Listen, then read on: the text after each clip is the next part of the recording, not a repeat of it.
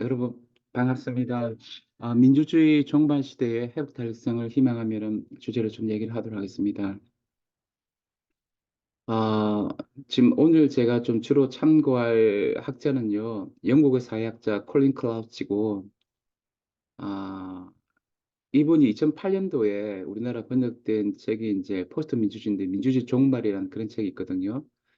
저는 뭐 민주주의가 완전 종말했다고 생각하지 않지만, 이 민주주의가 굉장히 형식적인 절차적 민주주의 유지됐지만 정부가 달성하는 목적을 스스로 배신하는 역설적 사항을 가리킨다 생각해요. 예를 들어서 우리가 옛날부터 이제 지방 분권과 지방 자치, 지방 소멸을 방지하면서 뭔가 지방을 위하려고 했지만 계속 실패하잖아요. 이제 이런 양상이 이제 정치 실패가 계속 거듭난다는 거, 거듭 생긴다는 거죠. 왜 그럴까요? 피트 크라우치는 1980년대 이후 지나치게 커진 소득 불평등에 큰 요인이 있다고 생각하고 지금 코로나19 이후에 더욱 소득 불평등이 심해지는데 어, 이것이 이제 민주주의 후퇴에 큰 영향을 미친다는 거죠. 그리고 지금 이제 좌파나 우파나 강남 좌파나 미국의 브라만 좌파나 이 또 상인 우파나 또는 우리나라 국힘이나 또 민주당이나 또는 정부나 어, 어, 금융자본가 등 부유층 등 특권층이나 부유층의 이익만을 대변하면서 민주주의가 계속 이제 붕괴되고 있다는 거죠. 그렇게 되다 보니까 중산층이 많이 붕괴되고 이렇게 보니까 미국과 프랑스, 헝가리, 브라질, 중국, 러시아 이렇게까지 엘리트 정치인을 거부하면서 극단적 포퓰리즘이 기세를 올리고 있죠. 예, 미국 같은 경우에 이제 일종의 그 소수자 페미니즘, 동성애 정치에 반대해서 백인들의 정치 정치가 강화되면서 예컨대 이제 트럼프가 일종의 민족주의와 함께 그 혐오와 정오 정치 가운데서 어떤 또 중국이나 다른 나라에 빼앗긴 일자리와 또 이민자들을 또 우리가 혐오하면서 뭔가 어떤 중산층 백인에게 몰락한 중산층 백인에게 대안을 제시하는 그런 이제 우파 우파 포퓰리즘 기세를 올리고 있죠. 그래서 코로나19 이후에 이제 위험 사회 속에서 대한민국은 4차 산업혁명 등 잘못되면 더 양극화 불평등이 이루어질 수 있지만 새로운 미래를 연 한류, 민주주의 한류를 이루어 가야 생각합니다. 이 민주주의 종말 또 포스트 민주주의란 개념은 민주주의 시기 이후에 지루함, 좌절, 한별이 가득한 상황, 강력한 소수 집단, 우리나라 같으면은 이제 어떤 기득권 카르텔 조직들이 있죠. 정당, 중앙정치 정당, 국힘이나 어, 민주당이나 또는 신관료 행정 집단이나 또 강남 좌우파 어떤 상징 권력이나 이들이 정치 시스템이 자신들이 위해 작동하도록 다수의 보통 사람들보다 훨씬 더 적극적으로 움직이는 상황이죠. 정치 계급이 대중의 요구를 관리하고 조작할 줄 알게 된 상황이죠. 하향식 공공 캠페인을 진행하여 사람들 투표하도록 설득해야 하는 상황을 상황이죠. 이런 상황은 비민주주의 모습하지만 우리가 민주주의 포물선을 따라 도달하게 된 현 시기를 묘사해 준다는 거죠. 그러니까 이제 이게 포물이 쫙 성장하다가 민주주의 진영이 싹 돼가고 있다는 거죠, 지금. 그래서 종말을 향해서 나아가고 있다는 거죠. 마치 모자 같으면 이렇게 쭉 올라가다가 쭉 이제 내려가는 거죠, 이렇게. 비민주 혹 반민주주의를 정의하기 힘들지만 민주주의라고 말할 수 없는 현재 상태를 포스트 민주주의라고 명명한 거죠. 저는 이렇게 봅니다. 이제 어떤 민주주의란 제도 조직의 모순이 극화돼 가지고 민주주의가 잘못하면은 이제 왜곡되고 소멸해 가는 그런 시대라 봅니다.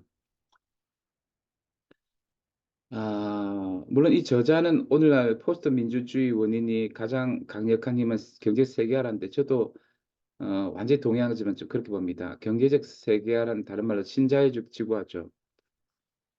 신자유주의 지구화가 강조되다 보니까 사회민주주의 약화되고 복지국가가 점점 잔여화됐죠. 시민의 보편적 권리 가운데 민주적인 주체로서 근데 여기서 이제 개인의 권리와 자유만이 아니고 뭔가 정 참여한 주체되는데 여기서 수혜만을 받는 가난한 이들이 되어버린 거죠. 민주주체가 아니니까 롤스의 평등 자유주의에서는 개인의 어떤 소유권뿐만 아니라 사회 경제 권리 강조하지만 여기서는 수혜자 되어버리는 거죠. 어떤 정치 강력한 어떤 참여한 주체가 아니고 노동조합은 사회 주변으로 밀려갔고 국가 기능은 약용 국가의 성격으로 두드러지게 했죠. 빈부격차는 커지고 있고 세금의 재분배 기능은 줄어들었습니다. 정치가는 한 줌도 안 되는 기업가들의 관심사에만 주로 반응하고 기업가의 특수이익이 공공정책으로 둔갑합니다. 포스트 민주주의 시대의 다국적 기업이 국가 세계를 좌우하는 핵심 제도가 되었으며 이것을 영향하여 새로운 지배계급이 구성되고 있는 것이죠. 이런 상황에서 굉장히 민주주의가 위기에 처했으면 종말로 향해 나가고 있다고 할 수 있고 회복 달성이 필요하고 그렇죠.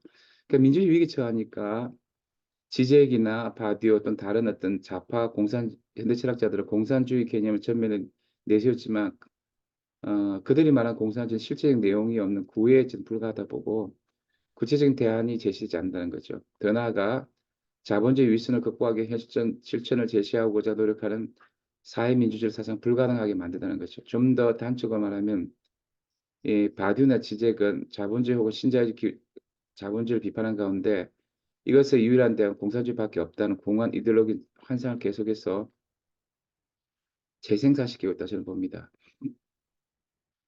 어쨌든 이제 그 바디우나 지적이 너무나 세게 공개할 정도로 민주주의 위기인데 저도 그 근데 그 왜 그럴까? 현대 정치에서 민주주의 세력의 근본 원인은 기업 이익을 추구하는 세력과 나머지 모든 집단 사이에 커다란 힘의 불균형이라는 거죠. 우리나라상 이게 더 들어가는데 중앙의 카르텔 시스템이 이제 여기가 또 작동해서 지역이 굉장히 힘들죠. 힘의 불균형이 너무 심하죠. 이러한 불균형이 너무나 거대하기 때문에 많은 사람들 절망감 살아 있으며 어, 하지만 현대 정치가 포스트 민주주의 향해 내용하고 미끄러 가진 것을 멈추기 위한 실천은 여전히 가능하고 다음의 세 가지 중에서 제기될 수 있을 것이다. 첫째, 기업 엘리트의 커져간 지배력을 제한 정책. 어, 예, 그게 필요하다 생각하고요. 둘째는 정치적 가능 자체를 개혁한 정책. 그럼 요거는 이제 너무 중앙 중심의 이제 그 카르텔 정치죠. 이런 간행을 이제 가두제 데미지로 고쳐야 된다는 거죠. 셋째, 현상을 바꾸는 가시는 시민들 자신이 직접 할 수 있는 행동인데 저는 개인적으로 지역의 시민들이 마이클 샌델을 말하는 참여 민주주의 가운데서 직접 공화주의 민주주의가 지미지고 들어가고 조금 행동을 해야 생각합니다. 정당은 포스트 민주주의 반평등적 경향을 피하기 위해서는 여전히 꼭 필요한 존재지만 그러나 우리는 단순히 정당을 통해서 우리 정치적 목표를 달성하기 위한 노력을 하는 것에 안주할 수 없다고 봅니다. 기존에 제가 국힘이나 민주당이 그 존재를 부정하는 건 아니고요. 그런 게 필요하구나. 그 지역자치당이 좀 필요하다는 거예요. 그렇다고 해서 지역자치당만 가지고는 이게 안 된다는 거죠. 우리는 정당 밖에서 지속적으로 압박하는 사회운동단체에 힘을 보태면서 정당에 영향을 끼쳐야 한다고 생각합니다. 자, 이런 것들을 하는 것 중에 하나가 지역자치연구소 일을 하시겠죠. 정당과 사회운동 사이에 늘 일정한 긴장관계가 있기 마련이고 이를 조화롭게 풀어나가는 노력이 필요한 것이죠. 상당수의 좌파 정당은 제도정치 높은 진입 장벽 탓에 운동정치에 몰고 있는 수준이고 우리나라 지금 좌파 정당이 다 몰랐기 때문에 사회운동적 정당의 형태에 가까워서 그리 긴장이 아직까지 크지 않다고 봅니다. 결론적으로 기업 집단에 대항하기 위해서 제도적 장치들을 비롯한 다양한 수단과 개발, 정당과 운동 사이의 딜레마를 극복하고 양자 사이의 협력적인 관계를 구축하는 데 있어서 시민들이 능동적이고 적극적이게 하고 특별히 저는 한나 아렌트나 마이클 샌달이 말하는 그, 그, 그 공화주의적 시민성, 시민적으로 정하고 최선을 다하는 그 어떤 정치적 존재 중에 생각합니다. 국민이 선출한 그 국민성이 드러나고 있는 역설이 바로 포스트 민주주의의 정답 특징이라 생각하고, 어, 근데 현대 사회민주주의 태조 이후 신자유가 지배하고 있는 세계사적 규정이라고 생각합니다. 그런데 한국은 문제는 보편적 복지 경험 등 사회권 보장조차 있어서 유럽처럼 사회민주주의 기본 특징조차 경험한 바가 없기 때문에, 이게 이제 유럽 같은 롤스가 말하는 그 평등 자유주의 말하는 소유권뿐만 아니고 사회적 경제의 권리를 한번 인정받은 경험이 있기 때문에, 이제 마이클 샌델이 말하는 시민적 어떤 그 특성을 가진 그런 민주주의 길을 좀 이렇게 개척해 가는데 쉽겠지만, 우리나라는 포스트 민주주의로부터 벗어나려 더욱 그 지난 과정이 필요하고 회복 탈승이 필요하다고 봅니다. 민주주의 포물선 끝이 무적행으로 되달지 아니면은 방향 전환을 변곡처럼 지날지는, 이런 거죠. 마치 이제 기후위기나 지방소멸도 무적행으로 내달릴지 아니면은 그 변곡점을 지나서 해부탈성이 지날지는 우리는 알 수 없지만, 대중들의 행동과 특히 지방 시민들의 행동과 정치적 의지 결집에 따라서 신자유주의 지구화 시대, 또 세계화 시대, 또 중앙 권력에 의한 지역 식민화 시대에 우리가 정치를 새롭게 이끌 수 있는 방법이 아닐까, 그런 생각을 하게 됩니다. 그래서 참 그 외에 여러 가지 이제 얘기하고 싶지만 오늘 이 정도 하도록 하겠습니다. 그래서 저는 정말 이 그 전 지구적으로는 산업자본주의 시대에서 금융자본 시대, 금융의 논리가 기업과 정부 개인을 지배하는 사회에서, 금융 생활세계를 식미하는 사회에서, 근데 여기 더 하겠습니다. 우리는 중앙이 하는 지역의 식민화 너무 강하죠. 예. 어, 그 중앙 행정 체계나 어떤 기득 카르텔 시스템이 너무나 지역의 생활 세계를 식민하고 힘들게 하는 이런 시대에, 우리가 이제 미국과는 다른 맥락에서 특히 우리는 지역 자치가 굉장히 중요하다고 생각해요. 예. 좋은 민주주의를 해 나가는데 지역 자치가 잘 발달된 곳에서는, 저는 사실은 이제 복지 국가 또는 사회민주주의가 중요하다고 생각하지만, 우리나라는 굉장히 지역자치 풀뿌리 민주주의가 부족하기 때문에, 어, 좋은 민주주의로 나아가기 위해서는 굉장히 노력이 필요하고 지역에서 노력이 필요하다는 거죠. 이제 미국 같은 경우나 유럽, 전 세계적으로 봤을 때는 지금 우리가 19세기 말에 그 양극화 사회로 들어가고 있거든요. 근데 그때 이제 1950, 60년대 들어가면서 유럽은 사회민주주의나 미국은 이제 평등 복지 자본주의가 세진 거죠. 그런 방식으로 좋은 민주주의가 이제 발전해 간 것처럼, 우리도 이제 그런 이제 사회민주주의나 복지 자본주의 강화된다 생각하고, 그렇지만 그렇게 하면서도 우리는 이제 또 지역이 굉장히 강화된다 생각해요. 지역. 아, 그 영국과 미국 같은 경우는 20세기 초 이래 꾸준히 복지 정대, 사회 안전망 강화, 누진 소득세 진앙, 인상, 노동자 권리 보호 강화 등 정치 투쟁을 통해서 좋은 민주주의를 일구어 갔죠. 그 우리나라도 이제 이런 건 있었는 생각해요. 경제재난 이후에 IMF 또 코로나19 이후에 우리나라는 그 굉장히 사회민주주의 이런 것들을 복지국가를 강화해야 생각해요.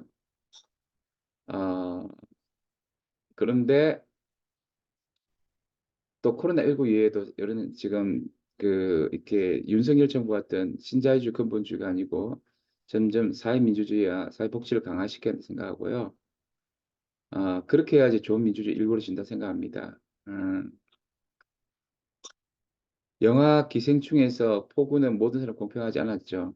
땅이 저택의 사람들에게 폭우는 캠핑 계획을 바꾸는 사소한 귀찮음이었지만, 비가 그치자 저는 전날 밤 아무 일도 없었다는 듯 파티장을 변신한 전에 폭우의 흔적조차 없었다. 아, 코로나19 이후에 연령적으로 노인층에 특히 위험하고 사회경제적 계층에 따라 다르게 다가가는데, 지금 이 사회 그 경제 재난 시대에 지금 국가는 이제 재정 건전성해 가지고 돈을 안 풀려고 하는데 돈을 풀어서 지금 굉장히 취약한 계층들을 우리가 챙겨줘야 된다고 생각하고 그게 이제 좋은 정부 역할이었는데 그렇게 못한다고 생각했고 저는 지금은 좀 더 큰 국가가 필요하다고 생각해요.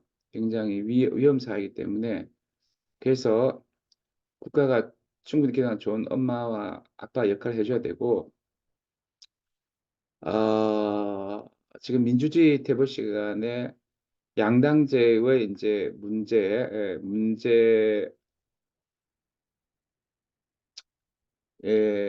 극복해서 다당제가 필요하기도 하지만 지역 자치가 중요하다고 생각합니다. 지방 분권. 그리고 토마 피케티가 말한 것처럼 이 자본이 노동수도 높고 굉장히 그 또 불평등이 계속 지금 40년 동안 양극화가 진행되어 왔기 때문에 이것을 또 브라만 좌파까지 이걸 인정하고 정당했기 때문에 이런 또 신자유 세계화를 갖다가 막을 수 있는 이제 민주주의가 굉장히 중요하다고 생각하고 어떻게 하든지 소득 불평등과 그 자산 불평등 그리고 이제 양극화를 막아야 된다고 생각합니다. 예, 그러면서 우리가 이제 또 해야 될 것이 뭐냐 하면 지금이 탈정상과 위험 사회이기 때문에 지역 자치와 함께 또 강조될 것이 뭐냐 하면은 그 그대 양당 제도를 우리가 이제 이렇게 조금 이렇게 하면서도 좀 위험 사회예요. 탈정상가학적 그 코로나19 이후에 또 생태위기, 기후위기 시대 때문에 또 후쿠시마 오염수 문제 이런 문제가 지금 닥쳐오기 때문에 이때는 미래 상상력 성찰이 결여된 현실의 이익 위주의 미성숙한 민주주의는 문제가 된다 생각해요. 그 토마 피케티가 지금의 대민주주의는 그런 걸 하잖아요. 너무 이제 어떤 기득권 카르텔 조직인데 미래 세대의 생존과 생명권을 보장해주지 않고 일종의 그 어떤 기후위기나 생태위기 차원에서 때는 일단 장난이다, 쇼다 이렇게 보는데 정말 이런 위험사회 속에서는 우리가 미래적 상상력과 성찰을 추구해서 시민민주주의를 추구하는 거예요. 그 비상적인 다수결주의, 그다음에 권위주의, 미국식의 포퓰리즘, 트럼프 포퓰리즘 우파 민주주의는 굉장히 위험 사회에서는 문제되는 거예요. 지금 유럽에서도 극우 이제 포퓰리즘 뜨는데 이게 이런 입장은 위험 사회에서 굉장히 도움이 안 된다고 생각합니다. 그래서 중진국의 비상적 다수결주의, 아시아의 권위주의, 미국과 브라질의 포퓰리즘, 이 버나솔로가 저 뭐 아마존을 다 파겠다 이렇게 하는데 우리가 좀 더 이런 시대는 좀 더 합의의 민주주의 그리고 과학기술 인권을 존중하는 코로나19 때 중국이 너무 약했죠. 시민민주주의 또 수기민주주의가 또 굉장히 발전돼야 된다고 생각하고 이 핵 문제에도 지금 우리가 굉장히 그 좀 성찰적인 민주주의 필요하다고 생각해요. 제가 며칠 전에 갔다 왔는데 대민주주의 한계로 전문 지식 권력의 지배와 포괄적 위임 한계가 있기 때문에 시민 참여 수기민주주의 다원적 커버넌스를 통해서 우리가 이제 전문가주의를 넘어서야 되는데 예를 들어서 저는 이제 지금 우리가 지금 자꾸 지금 우리가 아리백도 그 사실은 핵은 이제 그 포함시키지 않기 때문에 핵발 우리는 좀 더 그 재생산 어떤 에너지 그 좀 이런 것들에 고민이 있어야 되겠고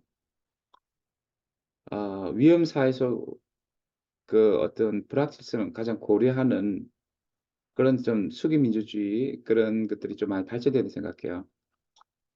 그리고 이제 그 전 세계적으로 종교가 민주주의에 이렇게 기여하지 못하고 있는 측면이 많습니다. 미국의 이제 복음주의자들, 브라질 복음주의자들, 한국의 복음주의자들이 과연 그 민주주의를 퇴행시키고 있지 않느냐.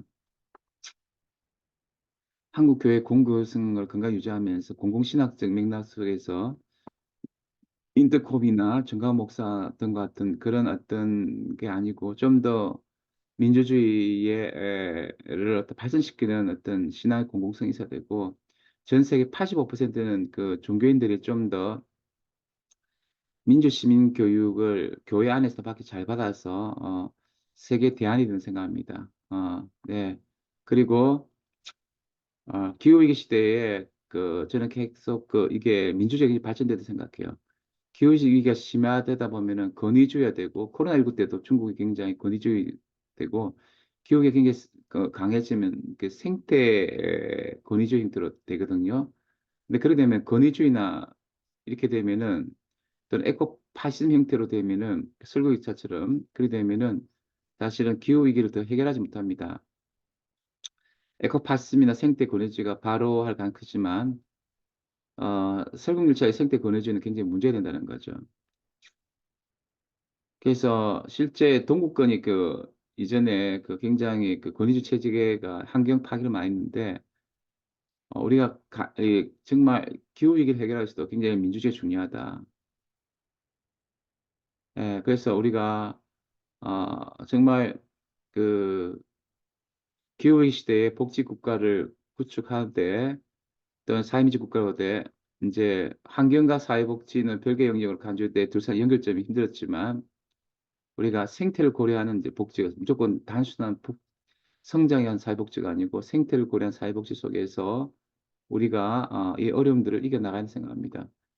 그래서 하여튼 에코파시즘과 생태 권위주의를 넘어서는 진정한 민주주의를 계속 구축해 가야 되고, 그래서 지역 소멸 시대에 지역 자치와 지방 분권이 굉장히 강조됩니다. 예.